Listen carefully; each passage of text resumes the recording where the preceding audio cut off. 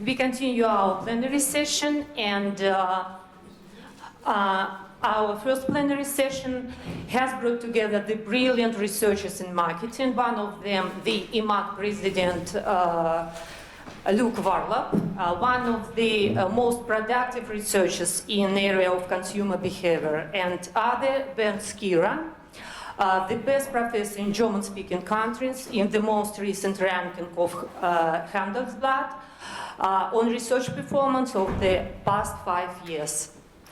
Luke, you are the first, please. Good. Well, thank you for inviting me, Oksana, to do this. Also, thank you for organizing the conference on behalf of EMAC. It's, we are very dedicated to the regional conference, and we're very glad that you brought it again to St. Petersburg, because it's been here before. But and as you told me yesterday, you have the largest attendance of any regional conference already. So that's a marvelous thing to have. So thank you very much. And to all your team, I know there's always volunteers and all these people, thank you very much. I have, as president, a few things to say. I wanted to present a few things about, one, how we see the development of the regional conference, and also about some new initiatives. But I thought I will do this after my sort of research talk, and I think, well, it happened, Oksana asked me to put this on the computer on the other side here, where we'll have coffee later, and then I will try to say a few things about that. But first I want to say something about a research project that we are doing. This is with my student Chi Hoang, who is, was my student because she graduated, she defended her PhD a month ago. And Clemens Klaffele, who is my colleague at BI in Oslo. What we are looking at is how it's about humor in advertising. It's about funny advertising. And some effects that these funny ads or humorous ads can have on impressions about the firm, not necessarily about the brand. The advertising is for the brand, but the impressions that they also make about the firm that is behind the advertising. And let me explain a little bit what we try to do. One first thing is that if you look at all the advertising that there is, and this is about print advertising, TV advertising, radio advertising, internet advertising, even all forms of advertising, the humorous advertising is pervasive. So if you look at the orange and the yellow parts of the bars are the humorous ads, somewhat or very humorous, funny or lighthearted, let's say a little bit funny or really funny. And you see that in North America and Europe especially, that's almost half or even a little bit over half of all advertising. That is trying to use some form of humor. That doesn't mean that everybody thinks they're funny, but at least they're trying to use some sort of humor. And one thing, and this is not the topic of my talk, but I realized while I was preparing it, something that would be very interesting to study is why that in Africa and also in Asia, which is of course a very huge market, the humor is less used in advertising. I think that's, I wonder why that is, and there might be very mundane reasons or maybe some interesting reasons why in these parts of the world there is less humor in advertising. But anyway, now it also works. So this is effects of humorous advertising, so the amount of humor by some score, and the impact of the ad for the brand, in this case on brand awareness, and you see sort of these, the more humorous the ads are, the more impact, at least on brand awareness, that these ads seem to have. And so it works. There is humor in advertising works. There is some controversy. It's a bit of a two-edged sword. On the one hand, it grabs attention. That's why you have this effect of awareness. It's entertaining, it might be persuasive, people remember it. So there's some good things about this humor, and this has been studied fairly extensively in the marketing literature. But there's also some negatives, right? So some people think, and some research show that it might be distracting. some humor is not in good taste, or at least some people think it's not in good taste, and then maybe it's bad for the brand. So there might be some negatives as well. All of this was about the brand, and if you look at all the research there is about humor in advertising, it's always about the brand, which is normal. I mean, it's part of advertising research, and advertising research studies how advertising can sell products, can sell brands. What we are interested in is how this affects what people think about the company. Or so you may sell a product with a joke, but okay, the joke may work to sell the product, but what does telling the joke say about you as a person? And here it's about a company, right? What does it say about the company? So, are there more than brand level effects? And we know that people form impressions about firms. Even, of course, business people do. There's a lot of research about that. But also ordinary consumers do. They want to know what the firm is like, what kind of firm it is, what kind of company it is that is behind these products, to decide what the quality in general of their products may be, or to assess the attractiveness of it as a place to work. Or what do you think if this company comes into your neighborhood with their offices or their factory? Do you appreciate that or not? Or maybe you want to make, as a consumer, some financial investments in some stocks of some firms. So there are some decisions about the firm that people seek information about. And of course, the firms try to communicate about that. There is a whole literature in strategy about signaling, where firms send all kinds of signals and information in the market to sort of show their qualities. Right? But that's also not what our research is about. What we are looking at is what people pick up from other cues. And one of these cues that you can have about a firm is what they do in advertising. Because what do I know about Kia? Right? Of course, I see Kia cars on the street, a lot of them I noticed this morning here in St. Petersburg. But what I know about Kia, I don't own a Kia, unfortunately, but I see advertising of Kia. So whatever I learn about the company, or a lot of what I might learn about the company, is by seeing their products, but also seeing their advertising. And that is what we are looking at. The commercial advertising of a firm is a source of information for inferences about the firm, and not only about the product. Okay. Okay, for example, this is an ad for DHL, a postal company. What does this ad say about the firm? That is what we are looking at. Now, this is an ad, as you can see, it's meant to be funny, right? It's meant to be funny in a particular way, actually. It shows a chicken and an egg, and there's this saying about who was first, the chicken or the egg. Well, both were second, because DHL is always first. Yeah? So, of course, it's brand advertising. It tries to say something about the product, or the service, in this case, of the company DHL. But what do we learn about the company from this kind of ad? Well, I want to show, and I sort of give away the major conclusion of our research here already. That is, for these kinds of ads, and especially these kinds of funny ads, and I will specify immediately what makes them special.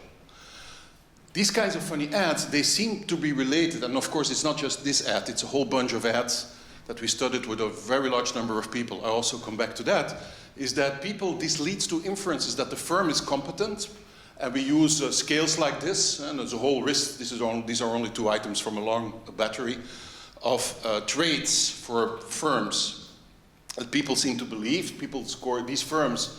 If you see an ad like this, and then we are asking you about DHL, people think this is competent firm, innovative firm, creative firm, and so on. Also, we have a series of statements like this, and they come from a battery that is used by Young & Rubicam, a consulting company, also to assess perception of competence of firms. Things like, this firm has a strong record of profitability, strong prospects for future growth, innovative practices or innovative products, and so on. So this is, or they tend to outperform the products of its competitors. We also have a whole list of these kinds of statements. And ads like this, with this particular type of humor, the firms score higher on these perceptions. Now, this is not unimportant, right? So if the most important source of information that you see about some companies is in their commercial advertising, and specific types of commercial advertising help to increase even somewhat the perceptions on competence and innovativeness of a firm, that's very good news in a way for the firm. So you have this two-edged sword of advertising, and of course there are some negatives of using humor, maybe, but there's at least some kind of humor that leads to these firm-level competence perceptions. Okay. Now there is one major moderator, and I'll also explain that a little bit later, that is that people have to understand the joke. Right? So if you see this and you think, what is this, a chicken and an egg? And is this advertising for chickens or for eggs? Or if you're at that level of understanding, probably it's not going to work to create any positive impressions about the firm. So people have to understand the joke, and it's only for people who do understand the joke that this works. Okay. We also I'll show another important business moderator later, but I'll mention that when I get to the studies. Okay, some background. One is that I'm trying to make sure that I have the time. Okay. One thing is that if we look at anybody, other people, it turns out, and this is from a whole library of social psychological research, is that there's two fundamental dimensions on which we judge other people. There could be many traits on which we judge other people, but if you boil it down to the essence, it's about warmth and it's about competence. Is this a nice person and is this a competent person? These are the two things we almost always assess whenever we come in contact with somebody. And we do this fairly automatically, and we do this also very quick. You don't need much information actually in order to make these judgments. So this is Fiske's work and since a few decades. Now, humor is one of these actions or things that people do, being funny, to manage impressions, and also it's an important source of impression making or impression formation in this interpersonal context. So people who are funny are, for example, considered to be smart. They're also often considered to be warm people, but also smart people. Yeah? Because you need to be smart to produce good humor, people tend to think that funny people are smart people. Actually, one of the main inspirations of this research was in Belgium, where I come from originally. There's this quiz on TV where sort of the well-known actors, politicians, sports people, the well-known people are the participants in the quiz, and it's called The Smartest Person in the World. That's the name of the quiz. And it's a very big thing because journalists, right, also often participate. And the winners of this quiz, it happens every year, it has multiple rounds, it's a whole season, and in the end there's a final. And the winner in the 10 or 12 years that this quiz has been held on TV, I think about half of the time was a journalist, and the other half of the time it was a comedian. Because comedians are smart people. Right? So that was sort of the inspiration for this research. Okay, and then another important background is that we also know that these principles of person perception, competence and warmth, are also used when people judge companies. And there is some work by, among others, Jennifer Aker, that people tend, for example, commercial firms are seen as more competent on average than non-NGOs, and NGOs are seen as more warm, which is not so surprising, but what they show is that people use these dimensions as well for companies. Okay. Now, what about humor? There is this big theory about humor on what makes something funny. And actually this has been studied for more than 100 years. There's a book by Sigmund Freud about what jokes are and what humor is, more than 100 years or 120 years ago. Right? So, but the current theory, the current understanding of humor is that it's a benign violation. Yeah? So, and it's called also the benign violation theory, which means you need two elements to make something funny. One is, there needs to be some sort of violation. There needs to be something that is unusual, that doesn't fit, that doesn't match together. Like the chicken and the egg about the postal company. What is that? So there's something unusual about it. And that's a mild violation, but you have also, it can also be a violation of a norm. Somebody says something that is not appropriate, that is a bit risque, right? So those are the violations. And at the same time as you experience the violation, you also have to experience that it is benign, that it's actually quite nice, that it's not harmful, that it's not dangerous. If you have these two together, a violation of some sort of convention or a rule or norm or normal understanding, and at the same time the experience that it's okay, then you get humor. If it's only benign, it may be nice, but it's not funny. And if it's only a violation, then it can even be very negative. You need the two together. So that's the basic theory. Now there's different kinds of benign violation. One of them is what we call incongruity resolution humor. This is the chicken and the egg. There's an incongruity, there's something that doesn't fit. People resolve it and say, yeah, now I understand. And then they smile, yeah? And they think it's funny, right? So that's one. Here's another one. This is Gillette. To make it quickly, I mean, I can go make you look at it, but Gillette is changing the face of history since 1901, and then you see all kinds of generals in the American Army, and here is 1901. Right? Okay, that's the joke. Okay.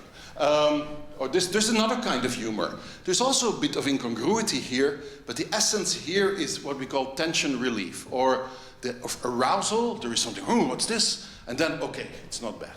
Yeah? For example, this is an ad for a car, it's a Mercedes in this case, that has this collision detector, right? So that recognizes people on the streets and so. And this is an ad for ice cream, and this guy looks like he's badly hurt, but he's just trying to keep his ice cream up. Right? So you see something that you think, this is dangerous, and then it turns out to be nice. So that's tension relief. A lot of humor is also like that. The third one is self-disparaging humor, making fun of yourself, which some people do, right? And some companies also do. Not very often. But this is one, a personnel ad, or this one, right? So there is, making fun of yourself is something that, well, you have to dare to do that.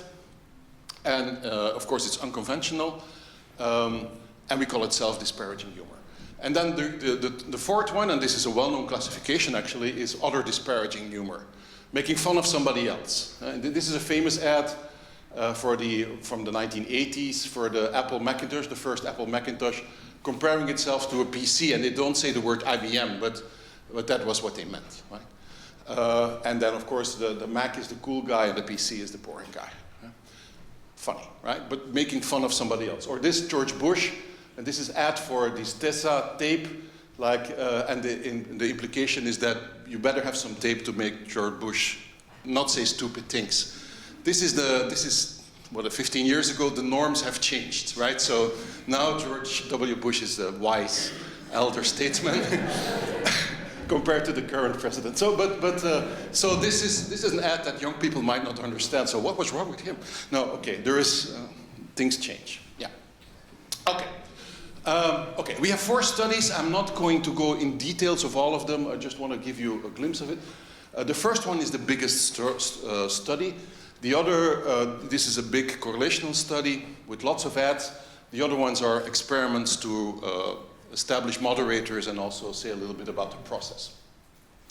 Okay, what is the big study?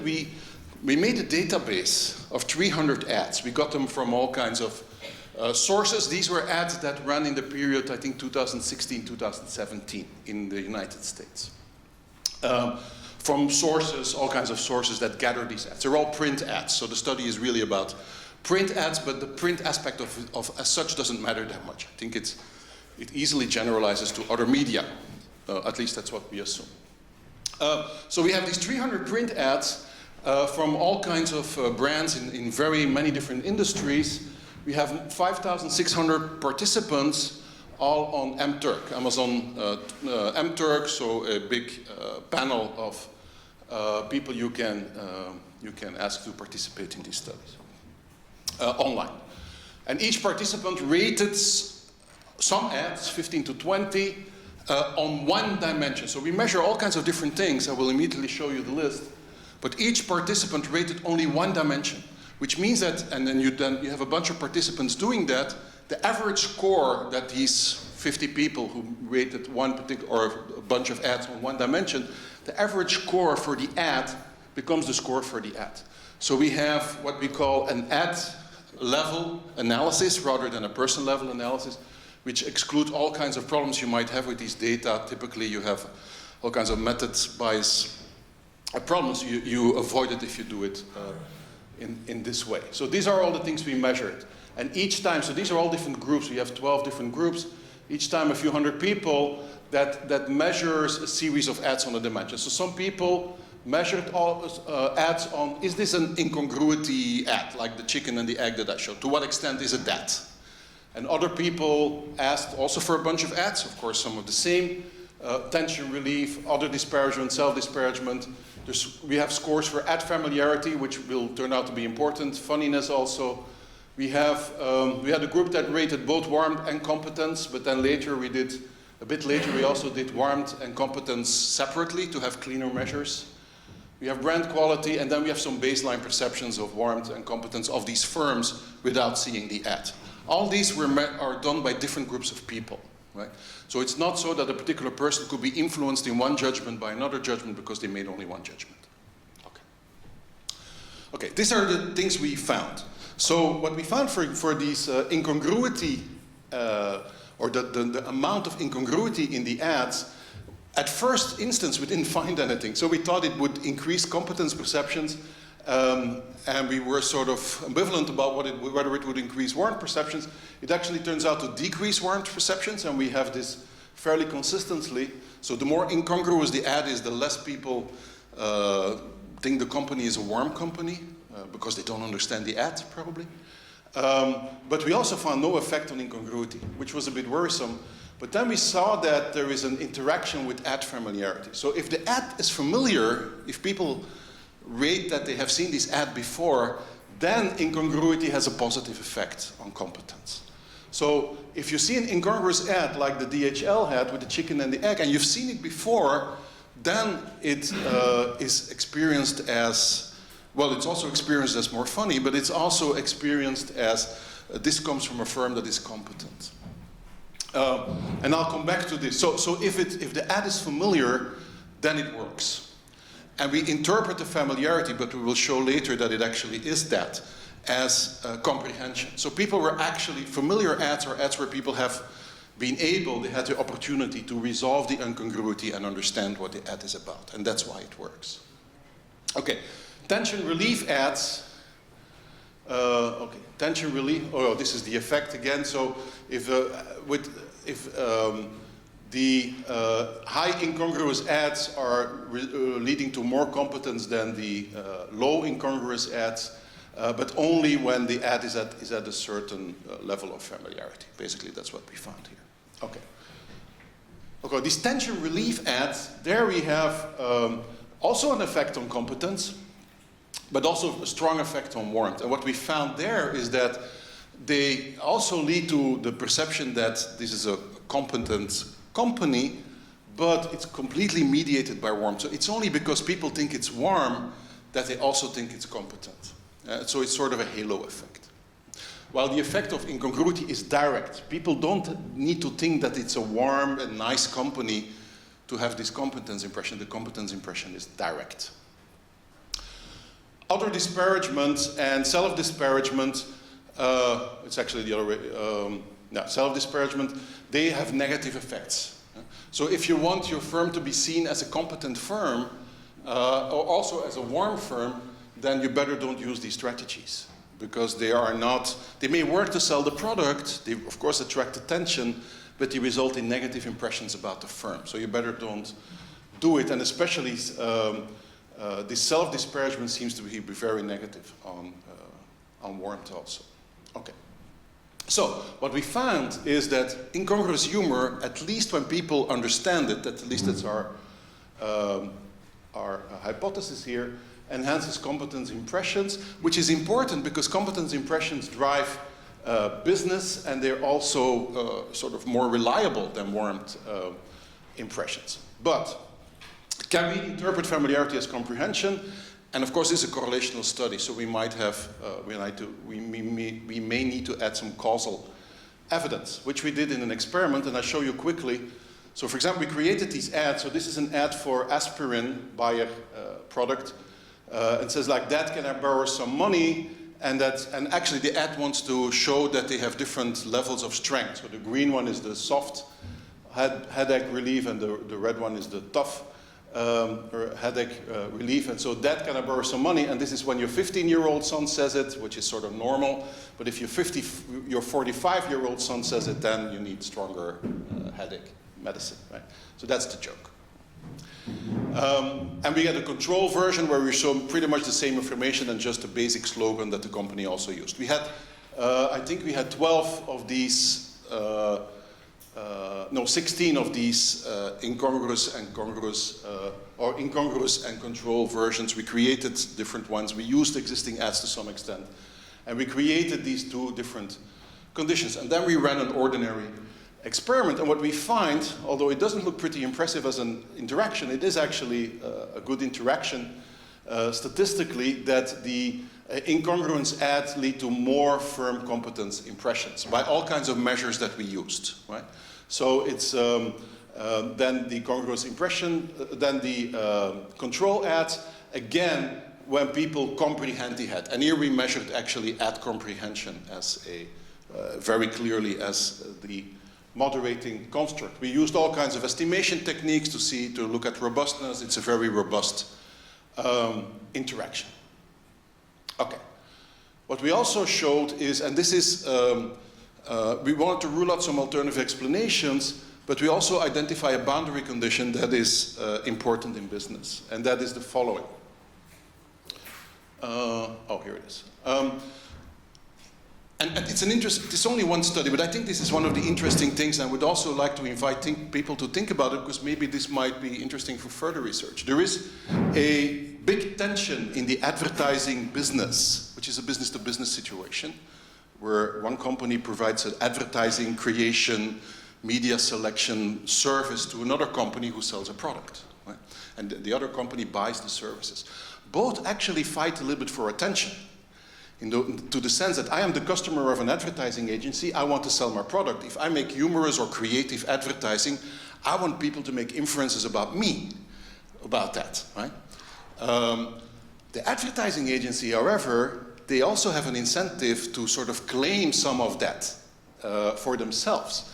They like to participate, for example, in these contests, like the Lions in Cannes, which give awards to all kinds of creative advertising.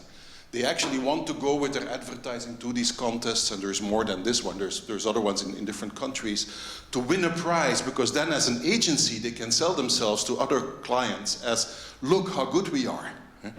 But when they do that, of course, they steal the thunder from their clients if they do that. And there's this tension between the two. The clients often don't like it if advertising agencies start participating in these contests, because then they claim the benefit or the creativity or whatever people infer from the ad as the advertising agency's thing that they realized. So that's why I think this is an interesting thing to study, because there is actually not much research out there on how company clients, brand companies, and their advertising agencies, service companies, they actually sort of balance the spotlight, basically, in the also the blame maybe, but also the positive effects of their advertising. Okay.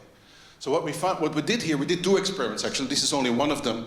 In one experiment, we did the same thing. We showed people these incongruous ads for many different products, and we asked about competence impressions of the firm. In one experiment, we said that the agency that was behind it was a major agency. I think we used actually Saatchi and Saatchi, right? So this is a Saatchi and Saatchi ad, which has won all these prizes. And in the other condition, it was a minor local advertising agency. And what we found is that incongruous ads lead to these firm competence impressions, but only if it's a minor agency. The black bars are the minor agency. So if the agency is not very salient, then it works for the company. If the agency is very salient, people think the ad is funny to the same extent, but it doesn't result in more competence impressions. Yeah. We did another experiment to do it even cleaner, where we have one condition where the agency is in the spotlight, And in the other condition, in the current control group, there is just no agency mentioned, and we get exactly the same effect. So it only works, these positive impressions about the firm and the firm's competence, innovativeness, competitiveness, and so on, only work if the advertising agency is sort of in the shadow, is not in the spotlight.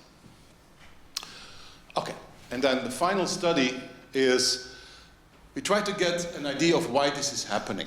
Yeah? So what we have this sort of theory, and again, for the sake of time, because I think I need to stop, sorry, but I will say this very briefly, but here's the story a little bit. If I see something incongruous that I might think is funny when I understand it, the fact that I understand it and that I think it's funny also makes me makes me feel competent. I think, oh yeah, I can understand this, maybe not very consciously, but this sort of competence that I feel because I understand the ad, actually I project to the maker of the ad. We feel similar. Actually, we have ratings that they actually also feel more similar to the company when the company makes a funny ad that I understand, maybe somebody else doesn't. I feel more similar to the company. I feel competent myself because I understand it, and that's what I project to the company. That's our theory. Yeah. The reviewers, and this is under review in a major journal, and we got a revision, which is always nice. We have to revise it. And one of the things, they want more evidence for this process. But I believe that this is the process, but we need to show it better. What we do have is this sort of structural equation model where we show that incongruity resolution actually leads to the self-perception of competence, also to self-advertiser similarity. There is some correlational, of course, link here. Whether this is causal is not clear. This might be simultaneous, I think. But that leads, or those two together, they lead to these competence impressions. And if you put that model up and you test it, that's the pathway that is actually significant. So there is this, I think there is some truth to the idea that this is how it works psychologically. Okay, so incongruous humor, and only that particular kind of humor, there's all kinds of humor, but it's that specific kind of humor leads to these firm competence perceptions measured in many different ways, different operationalizations of competence, also different operationalizations of humor, different industries, different study designs. We have big correlational study, we have experiments. There's important boundary conditions. One is that the viewers need to be able to understand the humor. So it doesn't make much sense as a company to make smart humor that only very few people understand. Unless those very few people is your target audience and you're not so interested in the rest. That could be for a particular product. But if you need to make sure that people in your target audience actually understand the joke. And they need to think maybe also that not everybody else understands the joke, so that they can feel this competence and project it to the company. And the other very important condition, I think, needing more study, is that the ad agency needs to remain in the background. If the ad agency takes too much of the spotlight, these effects go away. And ad agencies have a very strong motivation to do so, so there is this business competition element in here.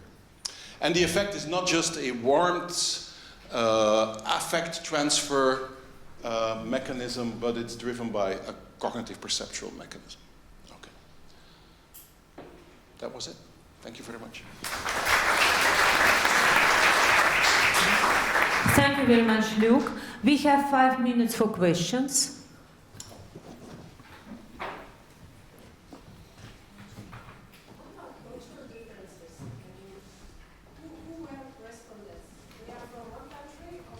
They were MTurk people, so those were US participants, and also the ads were US. Now, this might be cultural. Yeah, that's true. And I saw in the beginning, the first slide I showed, for example, is that there are much less humor in some parts of the world in advertising, like in Asia, China, Japan, and so on. And I'm not sure why, but maybe it might be because people just don't resonate with this very much as they do in North America or in Europe. What Europe is here, I'm not sure. These were Milberg Brown data, and I don't know how they defined Europe. So you can define that also differently. So there might be cultural differences. And I think they would also be interesting to study.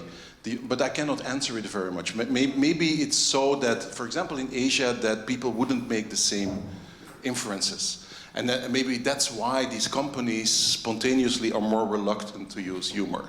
But that's very speculative. I don't know if that's true. Yes? Okay. The thing is that you said that just some small number of people understand this. Yeah. Jokes and also mentioned that there are some specific rules that are targets for the product. But you gave us several examples when we have a lot of different customers buying products like Mac, like PGI, and practically the market is very wide. Yes. Why do you think that those people would buy the everything? Yeah. If they do not. So if they do not understand the jokes. Yeah. Okay. I don't think it's a very small group. So the Johnson-Neyman point, which means that the point on the curve where the effect becomes significant is about halfway. So which means that about where half of the people understand it, or sort of the average level of understanding, I should say it like that. That's why that's where it becomes to get significant. So you could say like it's for half of the people in our ads it didn't work. For half of the people it did. We have to choose parallel advertising rules for some orange people Yeah. and for something that is Okay. sophisticated. Okay, but it might still work for the product. Right? That's one. It might still attract attention and create brand awareness and so on. That is not what we studied. So these impressions about the firm is limited only to the group that understand it, but actually it's not that small a group, at least not in the ads. So you have these in the ads that we used. So maybe there's these extreme ads that are only a very small number of people understand, and then you know that the inferences about firm competence will also only be made, the positive inferences about the firm will also only be made by those people. But that's not in our database. It was actually a fairly large group of people who actually did understand it. And it might be that some of the brand level effects happen anyway, right? So that's also something. So I don't think it's that rare, but indeed there is the need for companies to understand what the level of understanding of the ad is, any sort of incongruency, what the level of understanding of the ad is in the target audience that you're actually reaching for. And you're coming back always at the beginning of marketing process. Please know those customers before you send the message. Absolutely. That's absolutely right. Thank you. Yeah. Did you make any distinction between corporate brands and product brands? No, we try to. We have all these different industries, and but we had so many categories actually that it was hard to make any systematic inferences about category to category. So we didn't try that. We're actually trying to look at: is there a difference between service and product brands? And we don't find it.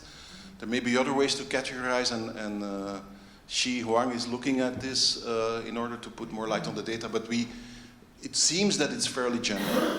Yeah? That it's not that you cannot say that it doesn't work for some. And it does work for others.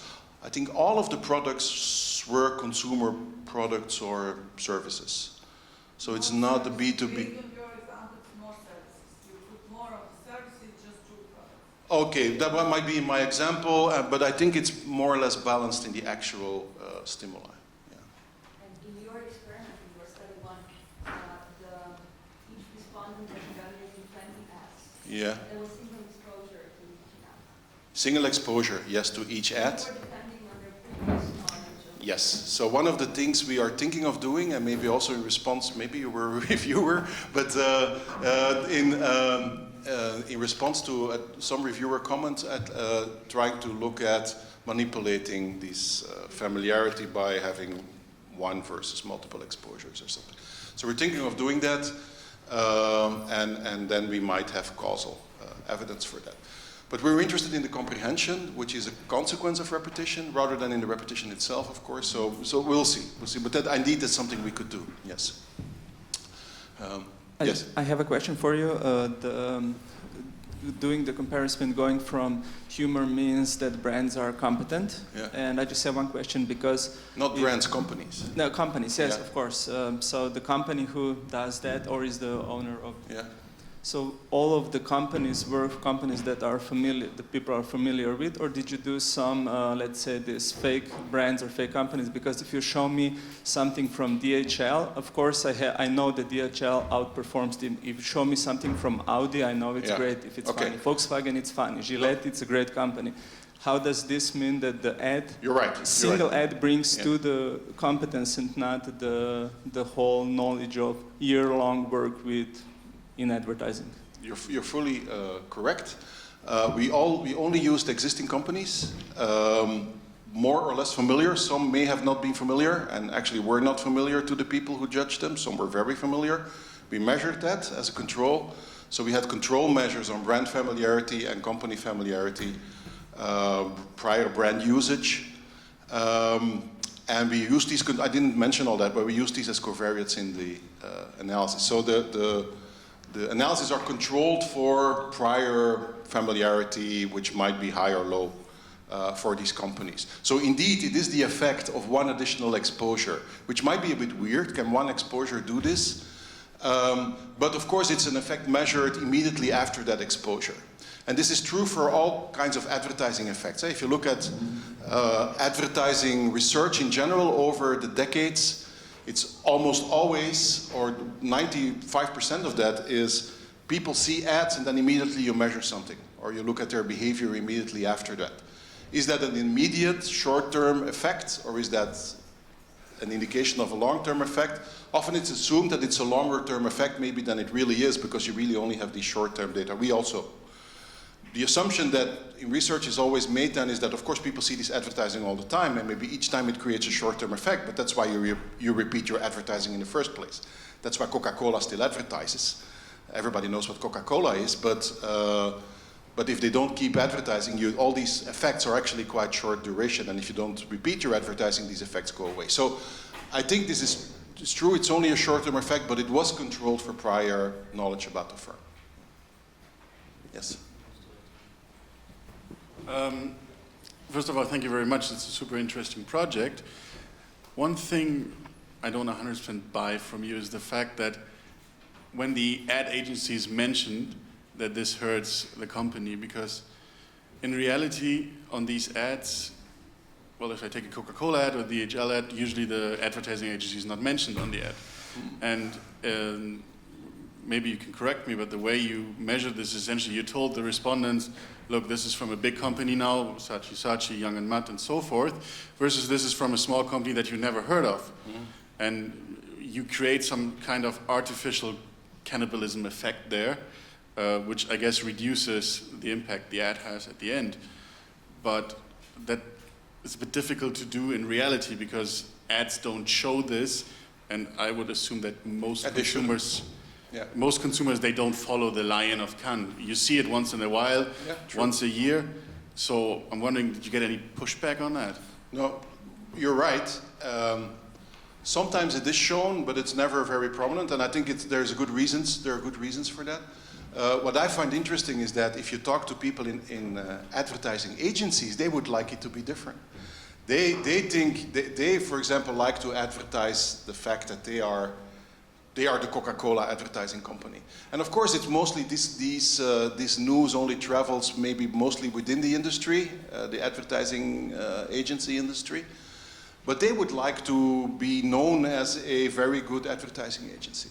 So you have these, the only thing, I'm not saying that this is a very common that the advertising agencies take the spotlight. I only see that there is some pressure from the advertising agencies themselves to take more spotlight.